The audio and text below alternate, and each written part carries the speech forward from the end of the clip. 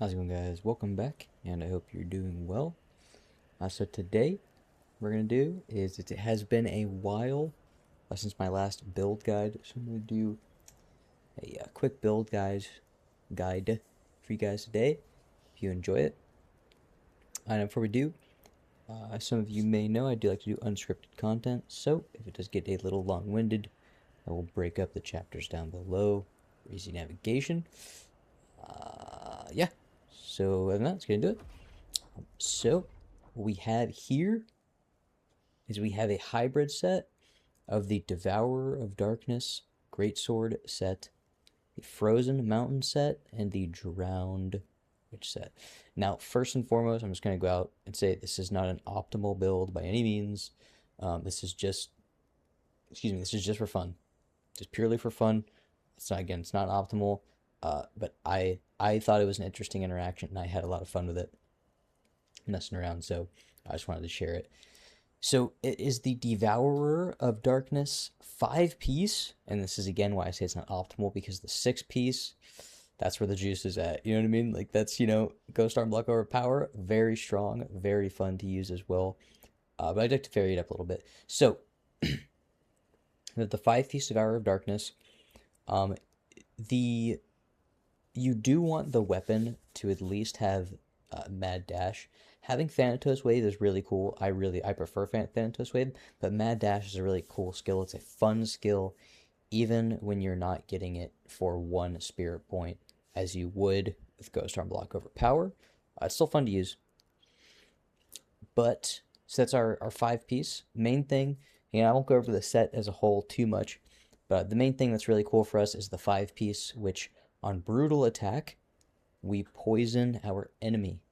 Then, along with the 5-piece, we get a 15% damage increase to enemies that are poisoned.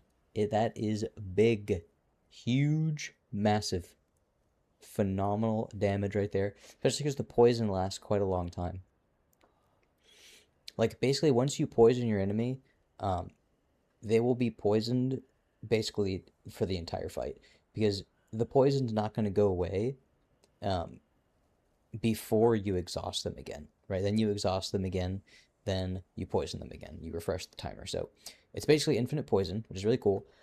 But with our Frozen Mountain Helmet, now you want this legendary to give you brutal attack water attributes, but you can still do a lesser version of this build in new game, just normal new game, if you get your Frozen Mountain Helmet to Epic, right? Epic, which is enemy unscathed, gets you water attributes 45 seconds, which can still work out in your favor to start the fight off on proper footing.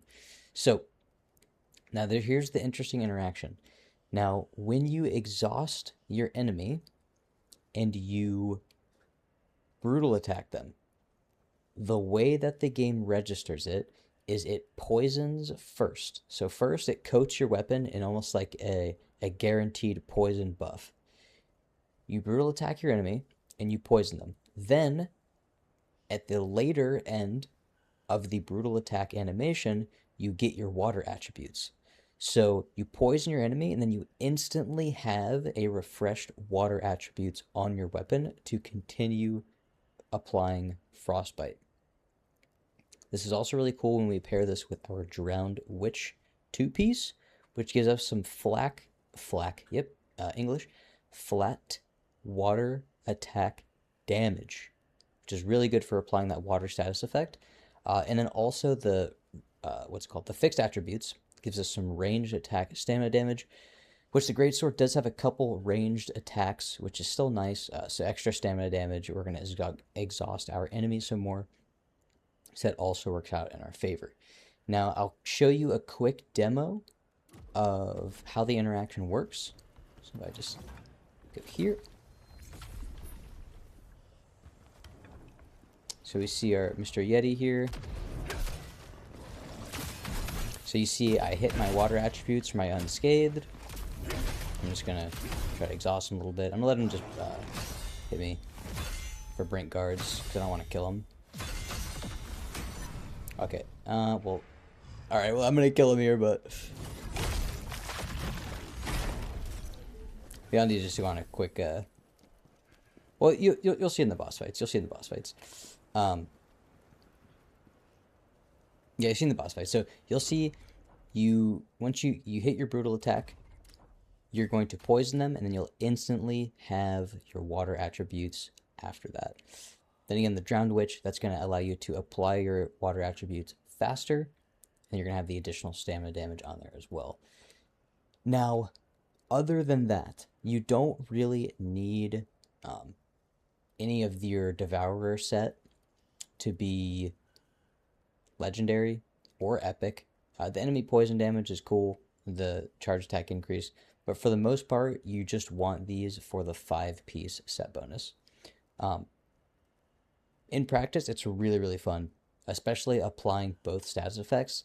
It's an interesting combination. It's a combination that you wouldn't really think is kind of like out there, right?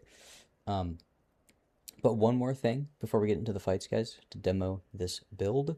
I do want to say, if you are a spear enjoyer, you can also use this.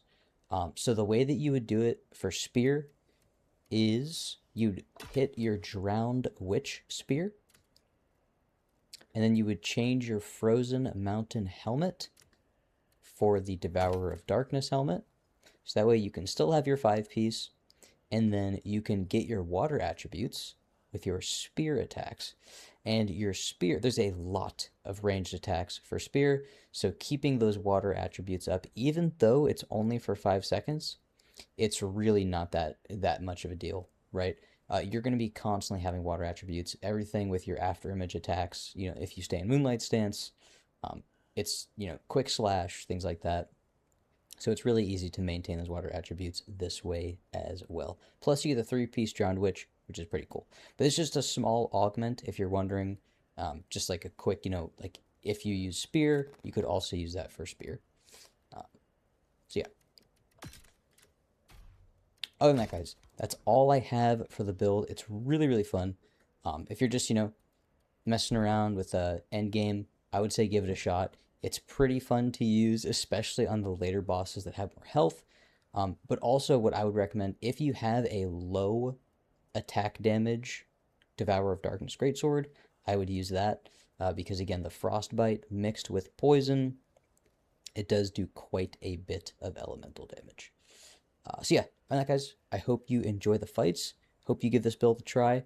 If you have any questions, let me know in the comments, and I'll be happy to help. I will see you in the next one.